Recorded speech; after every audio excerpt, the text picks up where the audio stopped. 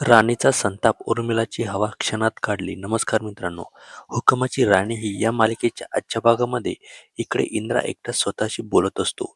त्याला राणीवर प्रेम झाल्याची भावना होते. इकडे किचनमध्ये उर्मिला राणीला ऑर्डर सोडते, तिला काम करण्यास सांगते आणि राणी सुद्धा निमूटपणे तिची कामं ऐकते. परंतु उर्मिला एवढ्यावर थांबत नाही.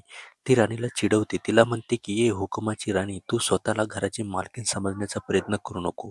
तरी पण राणी ऐकून घेते. आता उर्मिला तिच्या आईवडिलांना सुद्धा नको ते बोलते.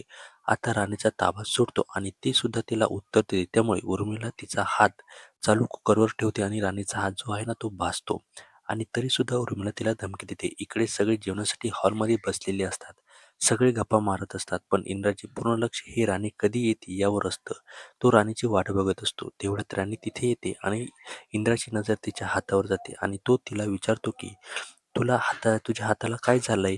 पण ती त्याचं बोलणं टाळते आणि सगळ्यांची जेवण झाल्यावर सर्वजण आपापल्या रूममध्ये निघून जातात. इकडे राणी रूममध्ये राणीची जो इंद्र आहे तो राणीची इकडे वाट बघत असतो. आता राणी रूममध्ये येते आणि इंद्राला म्हणते की सर, तुम्ही झोपले नाही का? आता तो झोपायला लागतो. तेवढ्यात त्याला तिचा हात चांगलाच भाजलेला दिसतो आणि तो रात्रीच तिला दवाखान्यात न्यायला निघतो. परंतु जी राणी आहे ना, ती राणी म्हणते की सर, मला एवढं काही लागलेलं नाही, तुम्ही काही टेन्शन घेऊ नका. आणि ती बाहेर आल्यावर ती स्वतः आता आतमध्ये निघून जाते आणि तेवढ्यात त्याचं मन त्याला म्हणतं की एवढी काळजी फक्त तुझं तिच्यावर प्रेम आहे म्हणूनच तो तिला दाखवतो. आता त्याला सुद्धा ती प्रेमाची भावना जी आहे ना ती जागृत होते.